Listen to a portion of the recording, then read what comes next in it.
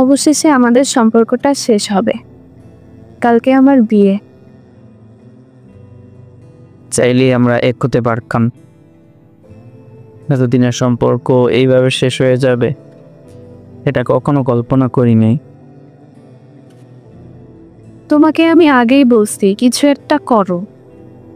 আমার বাবা কখনোই একজন বেকার ছেলের কাছে তার মেয়েকে বিয়ে দিবে না। আর কয়েকটা মাস সময় দিতে পারতা না? 3টা বছর আমার সাথে ছিলা, আর কিছুদিন কি অপেক্ষা করা যেত না? তুমি যদি বিয়েতে রাজি না হইতা তাহলে তোমার পরিবার কখনো তোমায় বিয়ের ব্যবস্থা করতে পারতো না। আসলে তুমিই চাও নাই আমাদের ভালোবাসা পূর্ণতা পাক। কিন্তু কেন চাওনি? 3টা বছর ছিলাম তোমার সাথে, তুমি কি এই 3 বছর কিছুই করতে পারো নাই? তোমাকে আর কত সময় দিতাম তুমি বলতে পারো? আমার বাবা কখনোই আমার খারাপ চাইবে না, তাই আমি আমার বাবার মুখের ওপর আর কোনো কথা বলি নাই।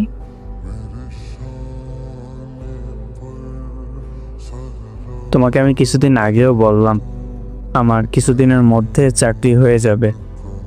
এই সামান্য কিছুদিন তুমি পারলে না আমার হয়ে থাকতে? আর এইটা তো আমাদের বিচ্ছেদের মূল কারণ না। তোমার ব্যবহার গত 5-6 মাস থেকে কেমন যেন বদলে গেছে।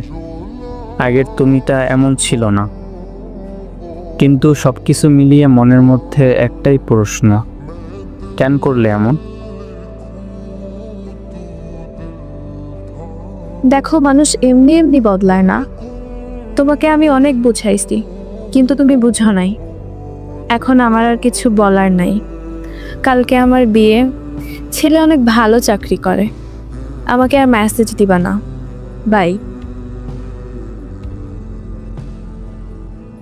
শোনো, কাল তো বিয়েই করবা, আমি তো আর তোমাকে এভাবে মেসেজ করতে পারবো না, কারণ তুমি তখন অন্য কারো বউ হয়ে যাবে। আজ একটু সময় আমাকে দাও, আর আমার ভিতরে থাকা কিছু কথার উত্তর দিয়ে যাও। মরে গেলেও তারপর আর তোমাকে ডিস্টার্ব করব না। হ্যাঁ, যা বলার তাড়াতাড়ি বলো। আমি আর তোমার সাথে কথা বলতে চাই না। তা কেন চাইবা? বড়লোক জামাই পাইছো, আমাকে দিয়ে এখন কি হবে? আচ্ছা, একটা সত্যি কথা বলবা? কি কথা? তোমার সাথে যে ছেলের বিয়ে, ওর সাথে কি তোমার আগে থেকে পরিচয় ছিল?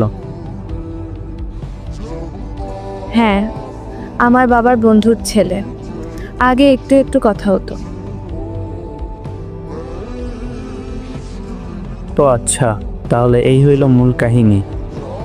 তো কতদিন আগে থেকে কথা হতো? দেখো, এইসব কথা আমি তোমাকে বলার কোনো প্রয়োজনই মনে করতেছি না। এটা একান্তই আমার ব্যক্তিগত ব্যাপার।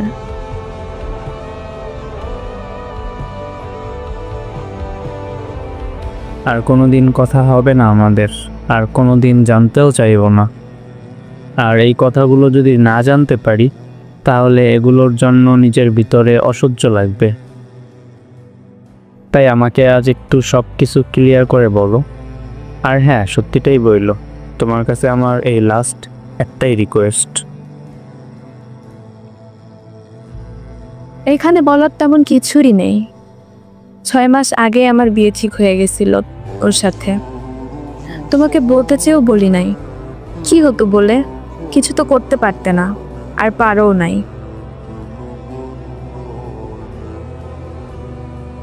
তাই বলে তুমি আমাকে সঙ্গ দিয়ে অন্য কারোর সাথে সংসার করার প্ল্যান করছো এই 6 মাস ধরে?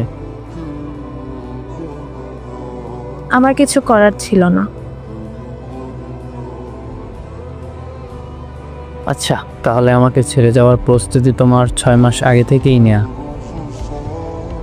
শুধু সঠিক একটা সময়ের অপেক্ষায় ছিলা তুমি। আর আমি কি বোকা, তোমার জন্য কি করি নাই আমি। তোমার কথা শুনে যে কিছু যে একটা বলবো এমন ভাষা হারিয়ে ফেলছি আমি। কেমনে পারলা এমনভাবে ঠকাইতে? একবারও বুক কাঁপলো না? দেখো, তোমার এসব ইমোশনাল কথা শোনার জন্য আমার কাছে কোনো সময় নাই। শুধু শুধু এসব বলে নিজেকে ছোট করো না। তুমি আমার হয়ে গেলে কি বেশি ক্ষতি হয়ে যেত? অত কিছু আমি বুঝি না। তুমি তোমার নিজের ভুলের জন্যই আমাকে হারাইছো। এখানে নিজের ভুল বলতে এইটাই দেখি, তোমাকে অন্ধের মতো ভালোবাসা। এইটা ছাড়া নিজের ভুল দেখতেছি না।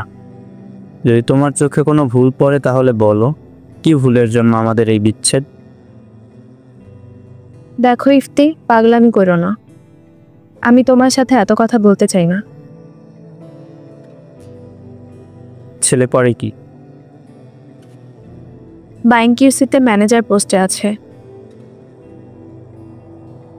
ছেলে দেখতে তো অনেক সুন্দর মনে হয়, যদিও এখানে সুন্দর না হলেও সে সুন্দর, কারণ টাকা আছে যে। তোমার এসব না দেখলেও হবে, তুমি নিজেরটা নিয়ে ভাবো। কাউ থেকে তো তোমাকে নিয়ে ভাবা বারণ। আজ না হয় একটু ভেবে নেই। আমার আর কিছু বলার নাই। ছেলের নাম কি? এত কিছু জেনে তুমি কি করবা? এমনি আর কি। ছেলেটার ভাগ্য কি দেখছো? আমার এতদিনের ভালোবাসা যে মাত্র কয়েকদিনের মধ্যেই পেয়ে যাবে। আর সে মনে হয় আমার থেকে অনেক বেশি ভালোবাসে তোমাকে। চুপ করবা তুমি? আজকে রাতেও চুপ থাকতে বলো? কাল তো সারা জীবনের জন্য তোমার জীবন থেকে ইফতি চুপ হয়ে যাবে। আমার মধ্যে আর কোনো ইমোশন কাজ করে না, বুঝছো? তুমি শুধু শুধু এইসব বলে নিজেকে কষ্ট দিচ্ছ। বেঈমানদের আবার ইমোশন কিসের? আর একটা কথা কি জানো, তোমাকে ভুলতে আমার বেশি কষ্ট হবে না। তার কারণ কি জানো? কি? কারণ আমার মনের মধ্যে যে প্রশ্নগুলো ছিল, আজ সব প্রশ্নের উত্তর পাইছি। আর এখানে তুমি আমার সাথে যেটা করছো, এগুলো মনে পড়লেই তোমার প্রতি একটা ঘৃণা চলে আসবে, আর ভালোবাসাটা মরে যাবে। আর কাল এই সময় তুমি ওই ছেলের সাথে থাকবে, মানে কাল তো তোমার বাসর রাত। কত স্বপ্ন জমা ছিল এই রাত নিয়ে। যাই হোক, শোনো একটা কথা। হ্যাঁ বলো। বেঈমানরা কখনো চিরস্থায়ী সুখী হতে পারে না। তুমি যদি মনে করো তুমি বড়লোক ছেলের বউ হয়ে অনেক সুখী হবা, তাহলে চেষ্টা করে দেখো, হয়তো কিছু দিন বা কিছু বছর সুখী থাকবে, বাট চিরস্থায়ী না। তখন আমাকে মনে করো। আর হ্যাঁ, একটা লাস্ট কথা। বলো। অর্থলোভী নারী আর নারীলোভী পুরুষ কখনোই সুখী হয় না। যাই হোক, ভালো থাইকো, যদি পারো তাহলে থাইকো আর কি। তবে আমাকে ঠকাইছো না, ঠকবা। Good bye.